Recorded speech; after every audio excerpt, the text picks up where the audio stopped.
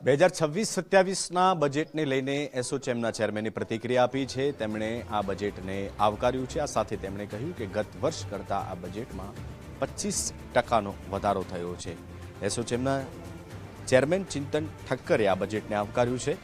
ગત વર્ષે ઇન્ડસ્ટ્રીઝ માટે 11,000 કરોડનું બજેટ હતું। આ વર્ષે ઇન્ડસ્ટ્રીઝ માટે 14,000 કરોડનું આ બજેટ છે। ટેક્સટાઇલ અને એમએસએમઈના બજેટમાં વધારો થયો છે। ટેક્સટાઇલ માટે 2755 કરોડની ફાળવણી થઈ છે તેવું ચિંતન ઠક્કરે પ્રતિક્રિયા આપતા કહ્યું।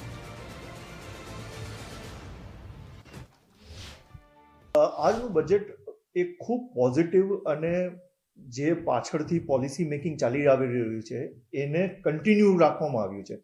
25% જેવો વધારો બજેટમાં કરવામાં આવ્યો છે અને સ્પેશિયલી જો ઇન્ડસ્ટ્રીનું બજેટ જોવામાં આવે તો ગયા વખતે મોટું 11,000 થી 11,200 કરોડ જેવું બજેટ હતું, જે વધારીને ઓલમોસ્ટ 14,000 કરોડ જેવું કરવામાં આવ્યું છે।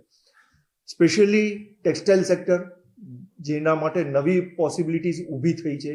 EU FTA સાઇન થવાથી, US FTA સાઇન કરવાથી અને ગુજરાત હંમેશા જ ટેક્સટાઇલમાં ખૂબ આગળ રહ્યું છે અને આ વખતે 2755 કરોડ જેવું બજેટ રાખવામાં આવ્યું છે, જેની કાસ્કેડિંગ ઇફેક્ટ આપણે જોવામાં આવશે અને ખૂબ મોટું એમ્પ્લોયમેન્ટ જનરેશન આ સેક્ટરમાં થઈ શકે તેમ છે। MSME માટે 1755 કરોડ બીજા રાખવામાં આવ્યા છે। એટલે કુલ મળાવીને મેન્યુફેક્ચરિંગ માટે જોઈએ તો આ ખૂબ પોઝિટિવ અને બેઝ બનાવતું બજેટ છે।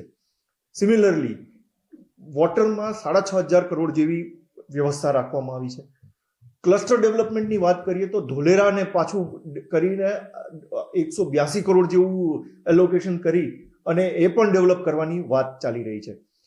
કુલ મળાવીને જોઈએ તો અર્બન અને રૂરલ બંને જગ્યાએ, રૂરલમાં મેન્યુફેક્ચરિંગ બેઝ અને અર્બનમાં service industry, data centre, GCC, ITS ને ફોકસ રાખવામાં આવ્યું છે। સો ઓવરઓલ બજેટને આપણે 9 આઉટ ઓફ 10 આપી શકીએ એમ છે।